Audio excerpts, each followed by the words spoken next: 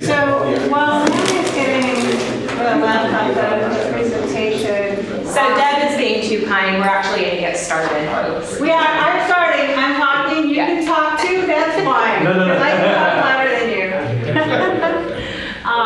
So you've heard a lot of references during the last day and a half to the semantic layer, right? And that sounds pretty abstract. We're here to help you make that more concrete and actionable with linked open data representing credentials, skills, and jobs.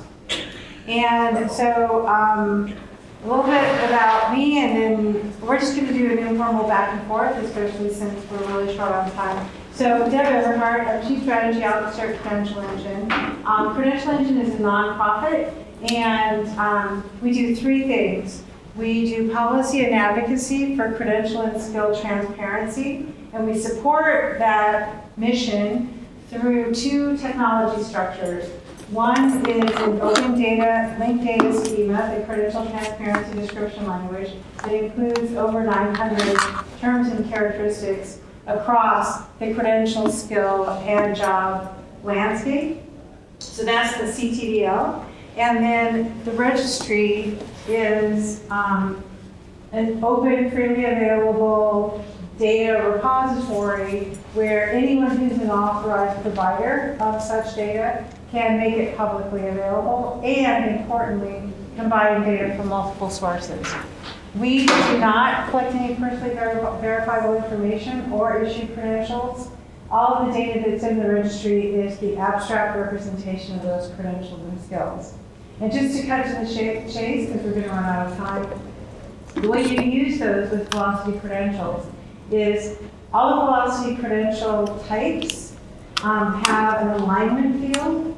And within that alignment field, you can use a CTID, which is a globally unique identifier, to link to data that's in the registry to provide context and meaning for that credential. So that's basically what we mean by the semantic layer, is to be able to contextualize and provide meaning for credentials through additional data that is linked to from within the credential.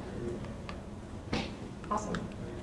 So I'm Casey Thorne, Director of Skills Architecture with Western Governors University. If you don't know WGU, we are nonprofit. We've been around for 26 years, fully online, competency-based institution. Degree programs in IT, health professions, business, and the education sectors. We are partners with Credential Engine, and all of the credentials that we issue at our university, we publish to the registry. We're actually undergoing an effort right now getting all of the credentials that we issue at our university into the registry so that we have that CTID. The other piece that I will say about WGU is we are pretty significant in terms of size and scale. We have over 250,000 graduates and over 180,000 actively enrolled students. So one other piece that came out of WGU that I just want to speak to really quick is the Open Skills Network. It's working now. Perfect.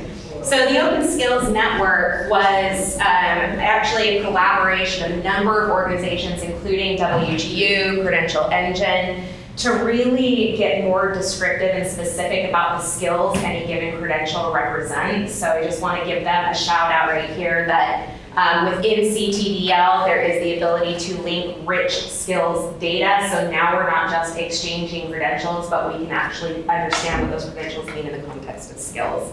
So shout out to the OSN, check them out when you've got some time. Yeah, so let's see, we're going to end up skipping over most of these slides. But I would just point out, you've also heard this number thrown around, over 1 million credentials offered just in the US, many millions issued globally. And so that includes, in this definition, qualifications, degrees, certificates, badges, licenses, certifications, apprenticeships, diplomas. And it's important that you think about that range of different types of credentials broadly, because before the CTDL, there was not a data structure that you could use across those different types of credentials. So some types of credentials, like employment history and identity, are not covered by the CTDL, but they can be covered by linked open data. so that the data for those other types of velocity credentials can also be connected via linked open data. And I will just say that if we don't solve this semantic layer problem, we have some really fundamental problems. You saw in some of the demos that those credentials that are on the velocity network are deliberately light, right? There's not a lot of data inside that credential. And even when you look at that verification report, it's kind of a sketch of what is this credential. So unless you already know that credential and that provider, you're going to need more information, even just to know, to differentiate this credential from that one with a similar name, are there skills inside, et cetera. So in velocity and the whole, like the ultimate goal, I think that we're all trying to achieve together is that we know that learners need better, faster ways to be able to communicate the skills and what they can do. There needs to be less friction in connecting talent with opportunity, and we need to make sure that credentials that are issued into the network are reflective of the skills that employers care about. So I want to talk to you really quickly about a use case for how we are deploying a semantic layer at WGU within our own credentials. So we have basically adopted a stack of open standards that allows us to issue digital credentials that can be administered to a wallet ecosystem. And we do that with the stacked open standards so that the credential is then both people readable, human readable, and machine readable. So the 4 areas that we've adopted open standards to author not only our individual digital credentials, but the whole degree programs that we issue are open skills, an open pathway standard, an open record standard, and an open achievement standard. CTDL being part of this stack that we leverage at WGU. Yeah, so I'm going to just quick skim through some of these slides because these are really about the ecosystem and how the CTDL, linked open data more generally, can bring these ecosystems together across multiple providers so that you can actually construct pathways across all these different types of activities in a lifelong learning journey. And I think it's probably useful, I want to cover the slides about the registry and how it works, but go ahead and do these first. Perfect. So 2 things that are really important, I think, to enhancing the value of any credential that is in part of the network, right, is that you want to make sure that there's value to that credential and that it's understood more than somebody relying on brand name of where the credential came from. We really want people to understand what someone knows it can do based on the credentials that they hold. So one step in that direction is to get structured skills data, open structured skills data into an ecosystem where any digital credential can be enriched with that skills data.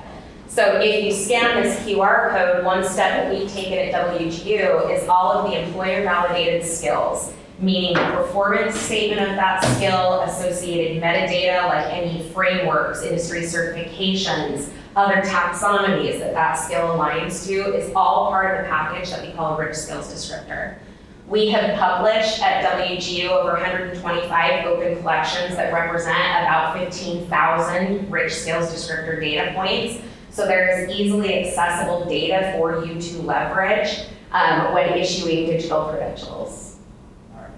This is just an example of what that looks like for us in our use case. So any one of those skills points over to the right is actually connected through rich skills descriptor. There is a canonical URI that's associated with each one of those skills. So now when someone opens it, they know exactly what the student had to demonstrate in order for us, the issuer, to give them that credential. And then here's a snapshot of what it looks like when we actually take that credential as well and publish it to the registry, where we've got the power of CTDL to not only represent the skills, but other connected open data that credential itself might be related to. Yeah, we're going to skip the videos. We'll make this available after. That'll be a teaser for going out to see the videos. And so this is an overview diagram, right, in terms of how you want to be able to combine skills and linked open data with those education and training credentials, with those employment credentials, so that they're literally embedded inside the digital credentials They're represented as a badge that people can hold in their wallet and then use to navigate to those learning and career opportunities. This is a high level abstraction of that. This is, of course, what we've been talking about. If you were in the room before, Dora was talking about these layers of interoperability, and this is focused on the semantic layer. I already talked a little bit about our technologies. I think this is the relevant, more specific diagram, not just that high-level overview in terms of how it works.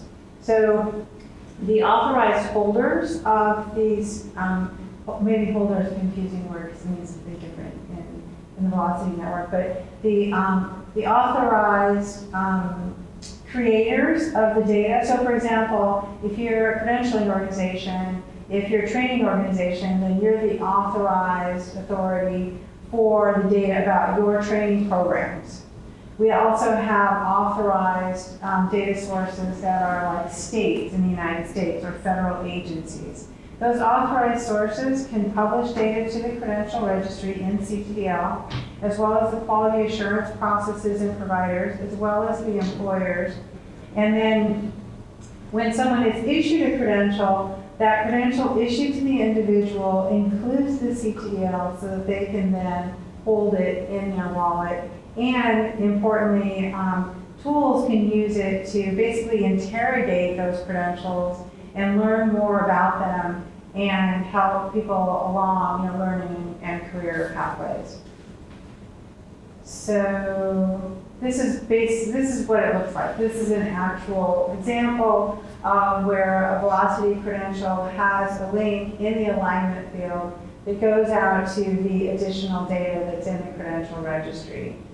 And Casey showed you an example of a WGU credential. This is one in the registry that has even more data because they're still working on the richer components of their data, but it has occupational alignments, it has a credential type, the audience, learning delivery type, quality assurance. That's the humanly readable version. That exact same credential, this is the machine readable version. And note that it's not just machine readable, it's machine actionable, because the structured data provides the structure for systems to produce the business logic to know what to do with that data. So that you're connecting to a graph, a knowledge graph of data, not stuff that's in tables or spreadsheets. That's the video we're on, the other video. Do you want to see a video? Because I can play it. No. Casey, why don't you close with anything else you want to say? This is actually really simple. That you take the data that you have for the credentials that you're going to be issuing on the Velocity Network, whether assessments, degrees, training, courses. You publish that at CTDL in the registry, and then you put the link to the CTID in the alignment field of Velocity credential. Those three steps. I love that as a call to action for everybody in here. And even if you are not, issuing credentials, but let's say you're wanting to leverage some of the data that those credentials are using for, products, innovations, applications, whatever. That it's really the semantic layer that makes all of this sing. It takes it from just replicating a current problem that we have in the system where we know resumes aren't cutting it. Talent can't find opportunity, opportunity can't find talent, and it's digitizing it. So it's taking the same problem, but making it digital until the semantic layer comes in, because now there's that added piece of value where we truly can match individuals to opportunity at a more precise layer than we've been able to in the past. So I would encourage you as well to check out the Open Skills Network and those published open libraries. It's a rich set of data that you can access for really sky's the limit on innovations you can build on top of it.